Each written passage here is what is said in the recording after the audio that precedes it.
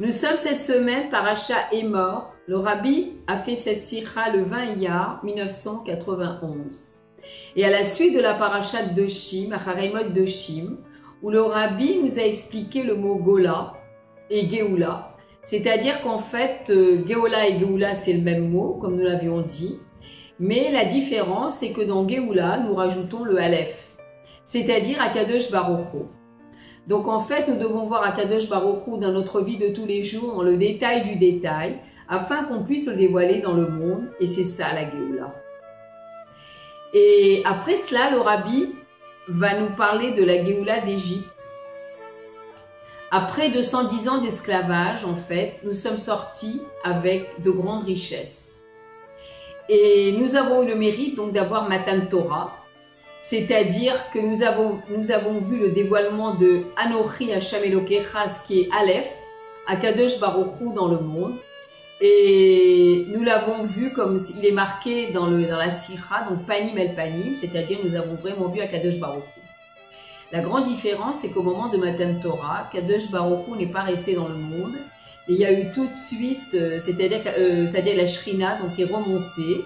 Et donc, ça n'a pas été, disons, un dévoilement qui a été continu, comme ce sera au moment de la Géoula Amitit Vashlema, où Kadosh Baruch Hu restera dans le monde pour l'éternité.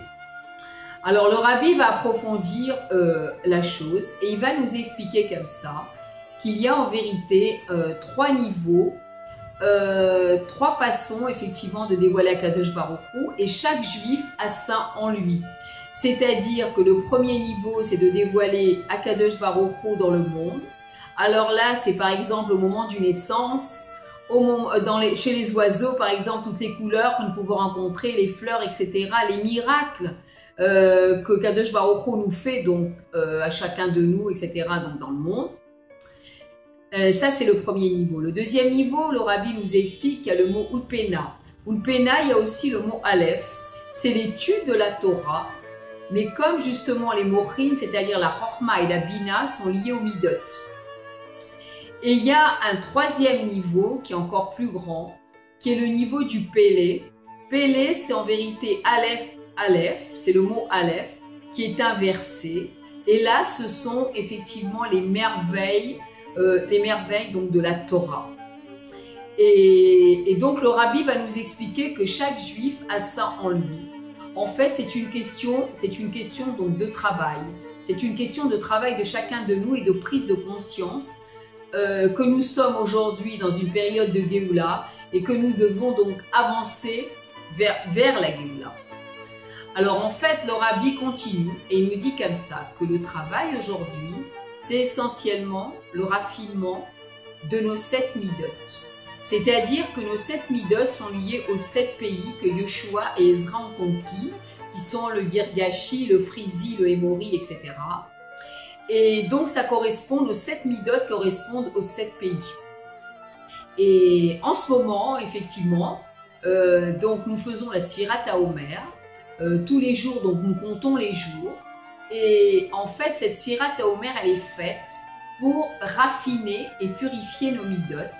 C'est-à-dire d'arriver donc pendant 49 jours pour arriver après donc à la fête de Shavuot qui est le don de la Torah et qui est donc la porte, le Shar Hanoun, qui est la 50e porte, où à ce moment-là on dévoile effectivement le Pélé, c'est-à-dire les mochines qui ne sont même plus liés donc au midot. Et donc le Rabbi continue et il nous dit comme ça que en fait aujourd'hui il nous reste 3 pays à conquérir qui sont le Kini, le Knizi et le Kadmoni, et ça correspond donc à nos mochines, à la chorma, à la bina et au dat. Et le Rabbi nous dit que donc les goïms nous donneront cela et nous donneront donc ces pays et ce sera fait donc sans guerre. Donc en fait cela dépend de nous et du travail que nous allons effectuer pour récupérer ces pays qui sont, comme vous le savez, la Jordanie, la Syrie, le Liban, etc., jusqu'à une partie de l'Irak qui va donc, en fait, les frontières qui vont donc du Nil, effectivement, à l'Euphrate. Et le rabbi va nous expliquer que la descente en galoute, en fait, la galoute, on ne peut pas avoir déjà de Géoula, donc sans galoute.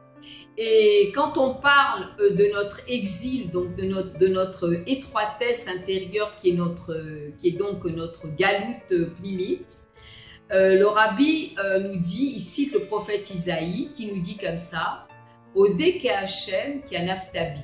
Je te remercie Hachem que tu as fait éclater ta colère sur moi. Alors ça veut dire quoi tout ça en fait? On avait déjà commencé à parler de ça la semaine dernière. Et donc en vérité, chacun de nous a sa galoute intérieure. C'est-à-dire comment il a été éduqué, comment il a grandi, l'entourage qu'il a eu, comment il a étudié, les parents qu'il a eus, ce qu'il a vécu dans sa vie, etc. Tout ça, c'est notre galoute intérieure. Et nous voyons aujourd'hui qu'en fait, chacun de nous, Kadosh Baruch Hu le met en Nisayon, le met donc en épreuve, dans les difficultés donc, de la vie. Et ça, pourquoi? Pour nous faire avancer. Parce qu'en fait, il n'y a pas de punition. C'est un très grand amour d'Hachem qui se manifeste de cette façon-là, afin que nous comprenions que nous devons avancer. Et donc, le rabbi donc nous explique après que la colère d'Hachem va s'apaiser. Et il nous dit quoi, le rabbi? Il nous dit le vrai remerciement, en fait, c'est quoi? C'est de dévoiler vraiment la merveille qu'il y a eu dans tout ça. Alors, c'est quoi la merveille, en fait? La merveille, c'est de voir que dans l'épreuve, de dévoiler la véritable lumière dans l'épreuve, qui va nous élever à un autre niveau, et qui va donc en vérité à nous amener dans un autre endroit de notre intériorité. Et là, on va voir que vraiment, la façon dont il y a eu donc cette difficulté, cette épreuve, etc., c'est ça qui nous a amenés à ce niveau-là. Et c'est là qu'on va remercier Akadosh Baruch Hu, parce que le vrai remerciement, il est là. Et le rabbi nous dit que dans ce remerciement, on dévoile la merveille. Alors, il est évident que sur le plan, si on voit ça en extériorité des choses, on peut se dire, mais comment c'est possible, effectivement, que Kadosh Baruch Hu nous met devant donc, des épreuves. Mais en fait, il faut savoir une chose, et tout le monde le sait, que la vie n'est pas un fleuve tranquille.